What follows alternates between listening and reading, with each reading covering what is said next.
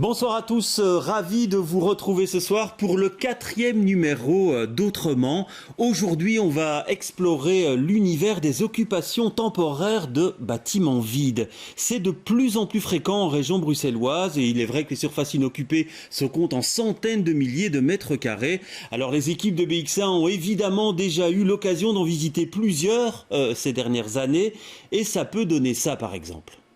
Vivre dans 7000 mètres carrés au Triomphe 3, un bâtiment de bureau, apparemment tout ce qu'il y a de plus classique, à 2 pas de Delta. C'est notre hall d'entrée, bienvenue. Ce bâtiment a été vide pendant à peu près 3 ans. Et c'est ici que vous vivez désormais. Voilà, c'est ça.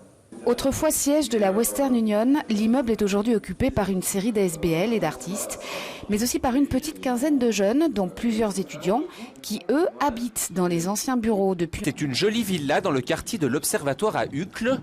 Inoccupée depuis plusieurs années, une dizaine de personnes s'y sont installées, avec l'accord du propriétaire. Une convention d'occupation a été signée entre les deux parties. La rue de l'Industrie, dans le quartier européen, abrite un squat d'un goût très raffiné.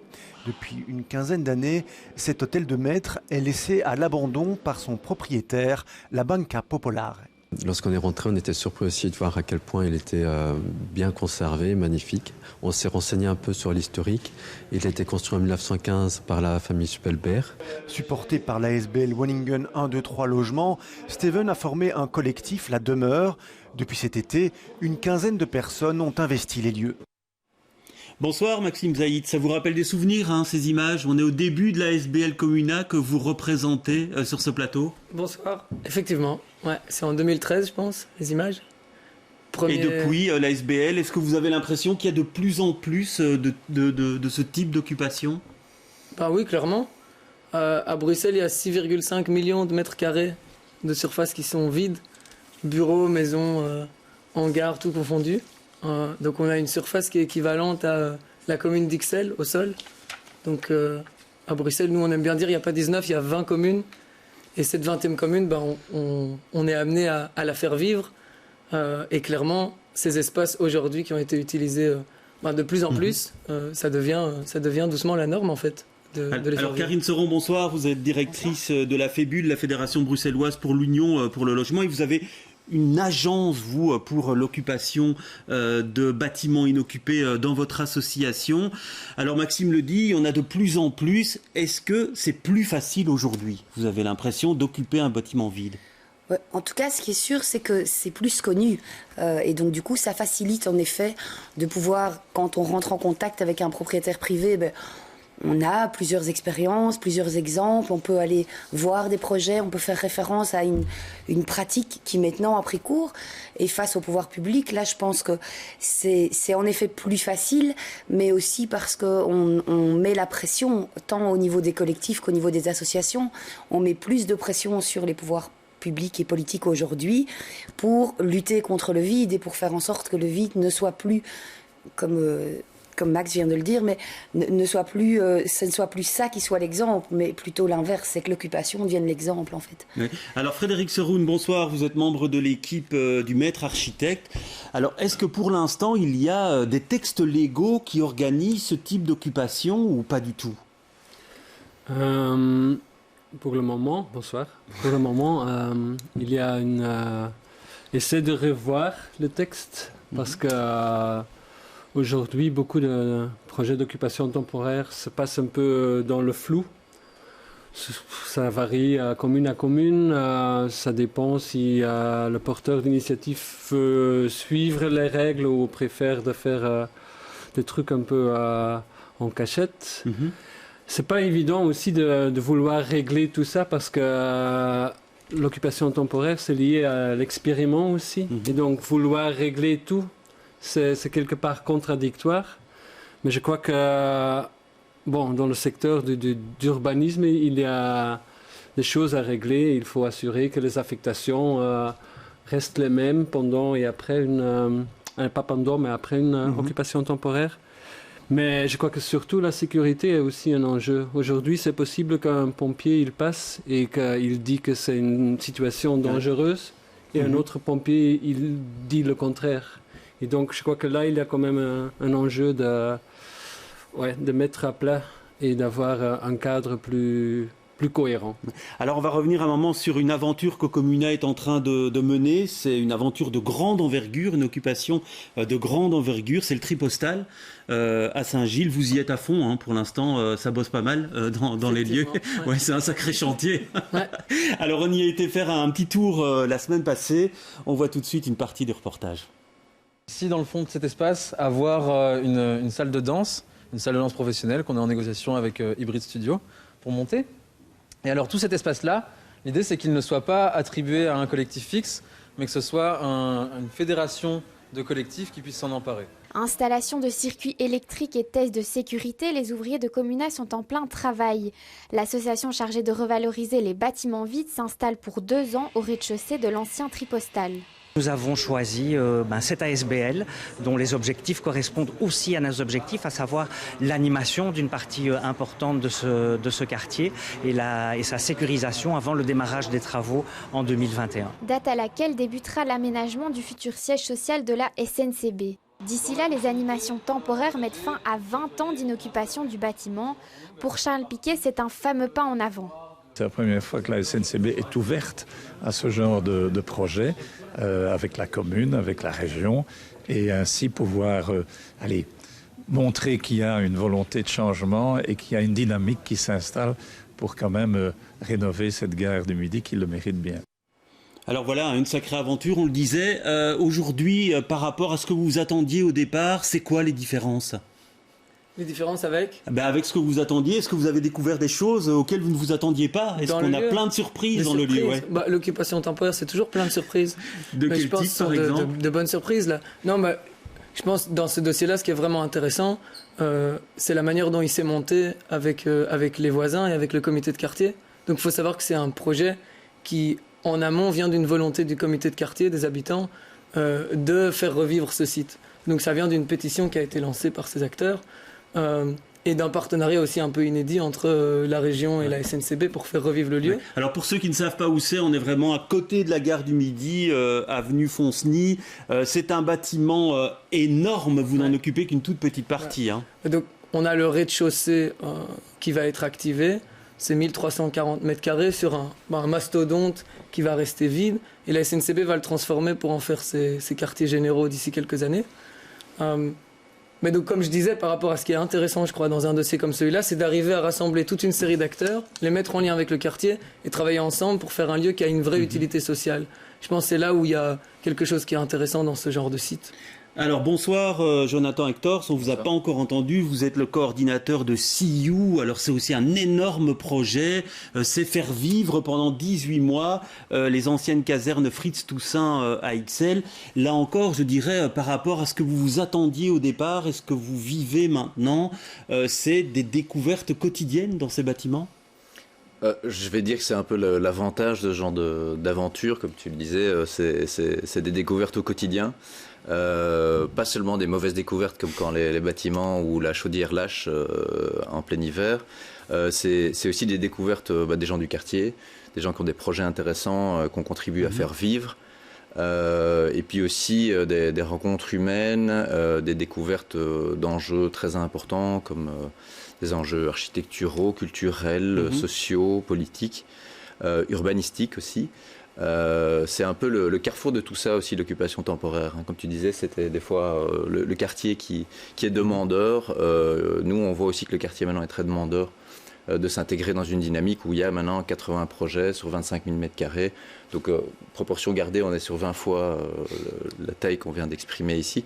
C'est pas du tout une question de si celui-là est plus grand ou pas, mais c'est une question que la proportion en termes de gérer un espace est quand même assez énorme. Ouais. Alors on va en parler dans un instant si vous le voulez bien, mais à la caserne Fritz Toussaint, l'ancienne caserne Fritz Toussaint, on est allé faire un petit tour au mois d'août. L'occupation a commencé en avril. Nous on a été voir ce qu'il en était au mois d'août. Voyez ce reportage. Les gendarmes qui occupaient autrefois les lieux n'auraient sans doute jamais pu l'imaginer. Un cours de swing, un après-midi d'été, en plein milieu de leur caserne. Le swing, c'est facile. Le swing est donné à tout le monde, à condition qu'il soit bien apporté. Du coup, nous, on est là pour transmettre notre passion avec énormément de rigueur et de patience. Du swing, mais aussi des expos, des guinguettes et surtout ce vélodrome, sans doute l'attraction la plus courue de Sillou. Le projet d'occupation temporaire des 25 000 mètres carrés des anciennes casernes Fritz Toussaint. Sébastien est un habitué des lieux. Je suis déjà venu plusieurs fois ici, des fois avec les copains après l'école, parce que notre école c'est pas loin. Donc on s'amuse des fois ici, c'est chouette. Une découverte de ce vélodrome ? C'est assez exceptionnel d'avoir ça en pleine ville, c'est une nouvelle expérience aussi. Ça fait peur, mais c'est agréable. Et visiblement, 3 mois après l'inauguration, la sauce prend. Avec 75 projets au compteur, Sillou affiche presque complet. Alors on voit un divers types d'occupation. Frédéric Seroun, vous vous situez comment par rapport à ce type d'occupation-là ? Moi, je suis en faveur de plusieurs types d'occupations. Je crois qu'avec ces 6 millions de mètres carrés, il y a place à faire plein de choses. Mais je crois que c'est important que l'occupation temporaire, c'est quelque chose, c'est un phénomène qui va rester. Et je crois qu'il faut se rendre compte. Et je crois aussi qu'il faut des activités comme le logement d'urgence ou des activités pas nécessairement rentables, que ce genre d'activités, eux aussi, ont accès facilement à ces espaces. Et il faut être prudent qu'il n'y a pas une sorte de commercialisation trop expansive dans le secteur. Bruxelles a plein de besoins et je crois que justement ces espaces vides peuvent aider à rencontrer ces besoins aussi. Ouais. Alors c'est vrai que là, dans votre projet, il n'y a pas de logement. Ce risque de commercialisation trop importante, comment vous le gérez ? Je pense qu'il y a un équilibre à avoir entre à la fois générer des recettes propres et vivre également de subsides. Ici, en l'occurrence, c'est la région Bruxelles-Capitale qui nous a fait confiance pour la gestion de ce site. Mais on génère également des recettes propres, soit en location pour de l'événementiel, soit, on a vu, il y a une guinguette également. Ça permet de payer des gens pour gérer la chose, ou alors ça génère des revenus pour pouvoir réinvestir dans la qualité des infrastructures pour les utilisateurs et les visiteurs. Ça, c'est très important. Donc ça crée quand même une spirale un peu vertueuse aussi à l'intérieur du site. Donc je sais pas... On essaie ce qu'on appelle le tiers-lieu aussi quelque part, c'est qu'il y a de l'économie, de l'activité économique qui rejoignent de l'activité socio-culturelle. Mais je pense que quelque part, il y a aussi des gens qui sont capables de ne demander absolument rien comme subside et en même temps de vouloir simplement louer à des gros loyers dans les... Oui, c'est pas la philosophie originelle. C'est pas du tout la philosophie que nous avons, comme tu disais très bien. C'est avant tout, ces espaces d'occupation temporaire sont des espaces laboratoires pour pouvoir développer des activités qui ne sont pas vraiment possibles dans d'autres espaces urbains. Que ce soit des jeunes start-up qui travaillent sur la mobilité douce, sur des enjeux durables, à des espaces universitaires qui développent justement de l'économie sociale, l'économie circulaire, à de l'éducation, à des projets culturels. C'est des espaces, c'est tous des espaces qu'on peut mettre à disposition à des tarifs qui ne sont pas les autres. Du marché pour justement permettre qu'il y ait des gens qui aient des idées, qui aient des projets, qui portent des projets intéressants, qui sont un petit peu axés sur la ville de demain et pouvoir leur permettre ça. Ouais. Alors on parle effectivement même d'un phénomène qui commence à être à la mode, on va dire ça, et vous dites que ça n'est pas prêt de s'arrêter. Est-ce que vous avez l'impression que cette compétition, Karine Seroun, entre le commercial et le logement plus social, ça va devenir de plus en plus important? Oui, je trouve que quand on parle de la question commerciale, il faut quand même être bien clair. Ce qui se passe dans le projet des casernes, c'est pas ça que nous on dénonce, ou en tout cas qu'on conteste sur la question de l'occupation en termes de démarche commerciale. Ce qui ne nous plaît pas, nous, c'est qu'on trouve que justement tous ces espaces vides doivent pouvoir servir la cause de la société. Et donc, exactement comme là, sur des questions plus socioculturelles, plus artistiques, de pouvoir donner des espaces pour développer une série d'initiatives, ou, et ça c'est plutôt notre créneau à nous, ou pouvoir permettre d'exercer le droit au logement. Oui. Et cette idée qu'il pourrait y avoir de la place pour tout le monde, est-ce que vous inscrivez en faux ou pas? Je pense que oui, mais j'ai quand même une tendance à penser que quand le pouvoir public a quelque chose à dire sur qui va mener l'occupation, ben c'est quand même bien qu'il choisisse des acteurs qui soient des acteurs issus de la société civile et donc qui soient de l'ordre associatif ou du collectif d'habitants et de ne pas aller chercher des sociétés commerciales. Ouais, et c'est pas toujours le cas, Frédéric Seroun, quand les pouvoirs publics mettent à disposition, il y a aussi des sociétés privées dont le but est effectivement de gagner de l'argent en mettant ce type de biens en location temporaire. Oui, je crois qu'on a vécu une période de trial and error. Je crois que donc essai et erreur. Oui, ouais, exactement. Oui.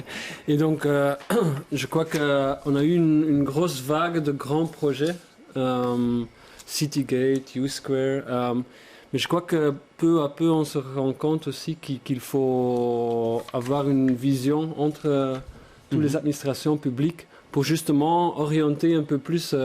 Je crois que ce que fait le secteur privé, on voit plein d'initiatives privées aussi dans la gestion transitoire, c'est une chose, mais je crois que ce que fait le public, les communes, la région, ça doit avoir un agenda un peu plus... Alors Maxime Zaïd, votre projet il est subsidié aussi. Sans subside, ce serait impossible à mener ce type de projet au tri postal, je parle.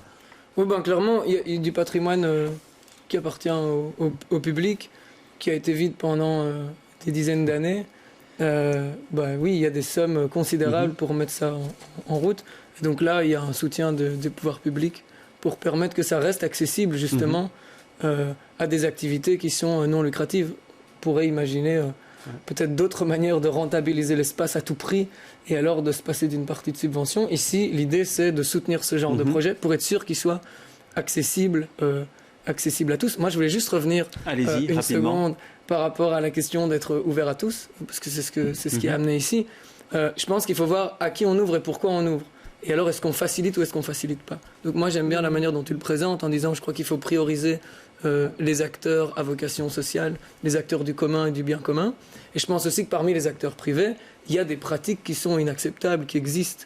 Comme par exemple? Et donc, comme tu mentionnais tout à l'heure, par rapport à l'idée de absolument vouloir rentabiliser les espaces, de faire un tri sélectif de qui va pouvoir occuper les espaces basés exclusivement sur des capacités économiques.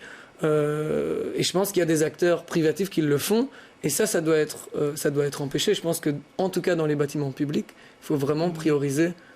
Alors on a vu des occupations à plus grande échelle. On va maintenant vous montrer une autre occupation. On va voir tout de suite les images.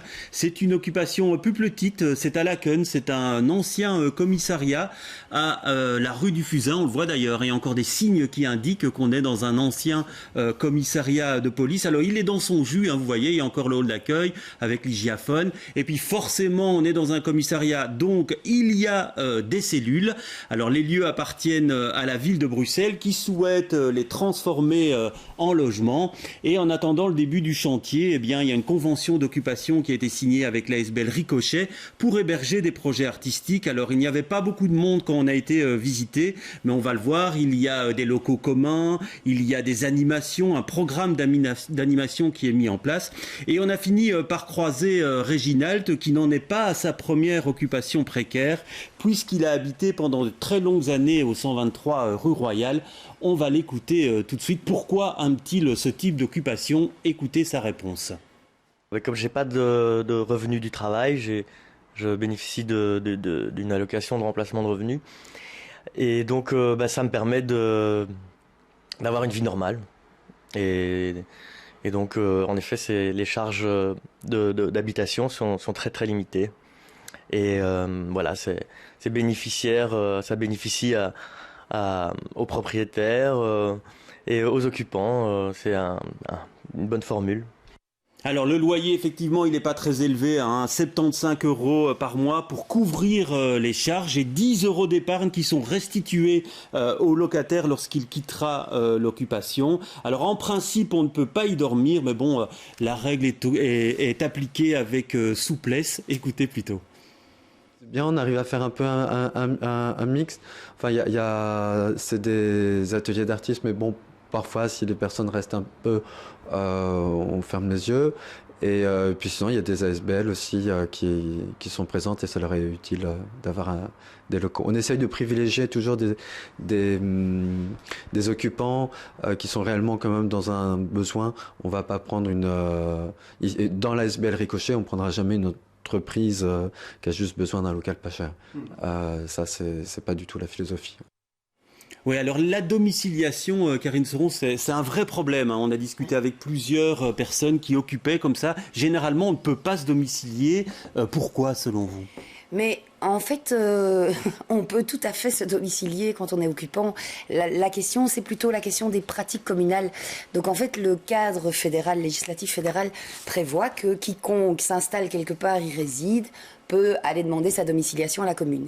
Il se fait que ce cadre-là ne prévoit pas comment pratiquement la commune vérifie et procède à l'enquête de domiciliation, etc. Et donc, c'est un peu chaque commune qui gère ses pratiques comme elle l'entend, qui définit ses propres critères.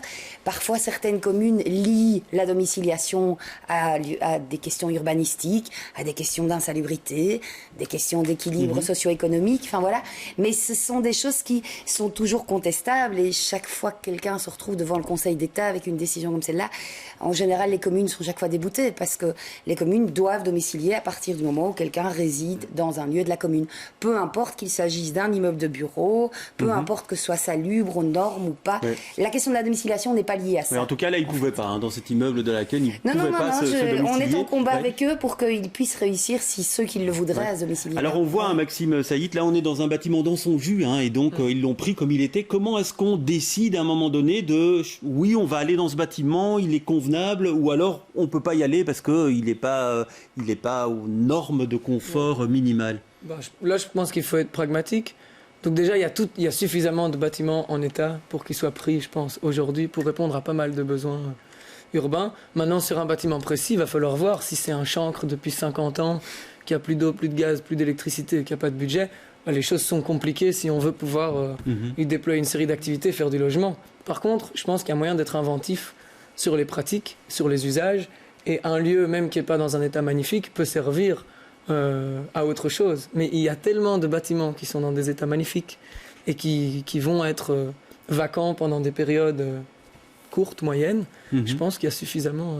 oui, c'est chaque fois une négociation qui se fait au cas par cas. C'est pas toujours simple, on imagine, Frédéric Seron, de négocier avec ses propriétaires, qu'ils soient publics ou privés. Non, je crois qu'il faut aussi un changement de mentalité.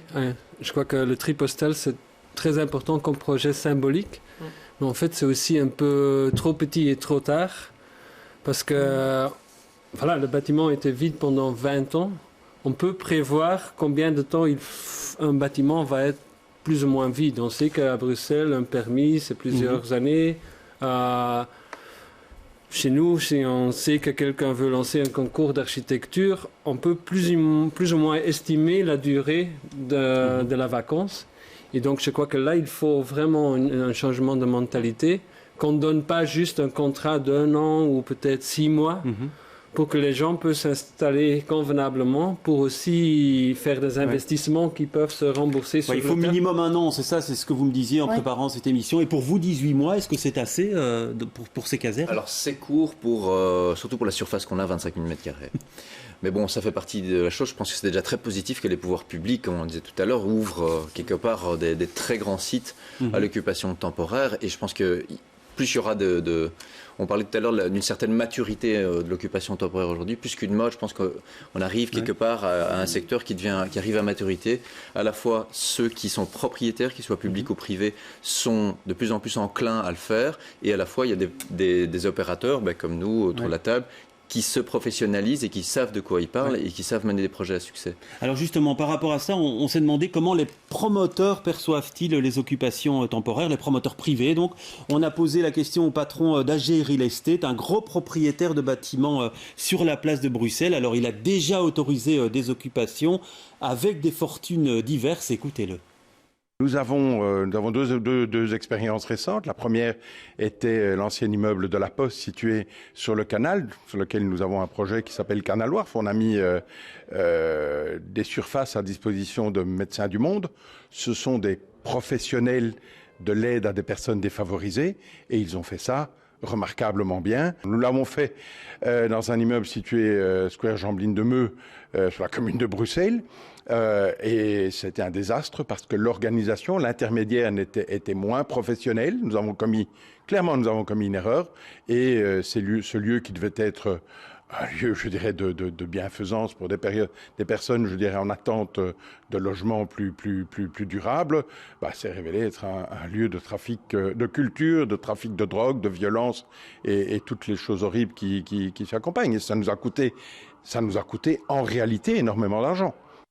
Oui, effectivement, hein, voilà, le choix de l'opérateur, c'est très important. Et là, le chat échaudé craint l'eau froide, on dit. Hein. Oui, vous souhaitez réagir? Oui, c'est évidemment le choix de l'opérateur, mais je crois qu'il faut aussi un accompagnement des projets, surtout des projets d'une certaine échelle. Il faut qu'il y ait un accompagnement, qu'il y ait des gens sur place et que ces gens, ils sont payés aussi. Je crois qu'il faut, on peut plus croire que ça se fait juste par des volontaires. Et je crois que, je ne connais pas le cas concret, mais je crois que là, il y a aussi un souci. Souvent, les propriétaires, ils donnent les clés, ils trouvent déjà que là, ils ont fait tout ce qui est dans leurs possibilités. Je crois que non, soit c'est le propriétaire, soit c'est le secteur public avec un fonds qui prévoit que voilà... Oui, parce que vous vous en rendez compte, vous avez 80 projets pour l'instant, et donc là-dedans, effectivement, parfois c'est un petit peu compliqué à gérer. On imagine aussi en interne. Oui, tout à fait, mais je pense que ce que je disais tout à l'heure, c'est-à-dire se professionnaliser, ça veut dire aussi qu'il y a des gens qui sont payés pour le faire. Et il faut sortir du mythe que l'occupation temporaire, c'est gratuit, on donne les clés et ça se passe bien. Non, c'est comme ça que vous avez commencé, hein, pourtant, chez Comuna, Maxime Zaïd. On a commencé comme ça, mais je pense aujourd'hui, on arrive à un moment où la région, les pouvoirs publics mettent ça en avant, y compris des propriétaires privés d'ailleurs, et il est temps de se donner les moyens de ses ambitions. Aujourd'hui, l'occupation temporaire est présentée comme une manière de repenser la ville, de repenser les usages, d'inclure les personnes, de faire de l'ancrage local. Et ça demande qu'on y mette les moyens. Aujourd'hui, je crois qu'on en est là, en fait. On a tous compris l'intérêt de la chose. Maintenant, allons-y pour que ça soit vraiment faisable. Rapidement, parce qu'il reste 30 secondes, Karine Seron. Mais non, je voulais insister là-dessus et surtout revenir, comme ça fait la boucle avec le début de l'émission, sur la question de la volonté du cadre réglementaire. Je pense que les politiques ne peuvent pas vouloir mettre un cadre réglementaire à l'occupation et ne pas y donner les moyens de la faire prospérer et vivre comme les citoyens et les collectifs du terrain l'ont fait vivre et l'ont fait démarrer avec de tout petits moyens au départ. Faire évoluer les normes, je pense que c'est capital, mais je pense que la région l'a bien compris.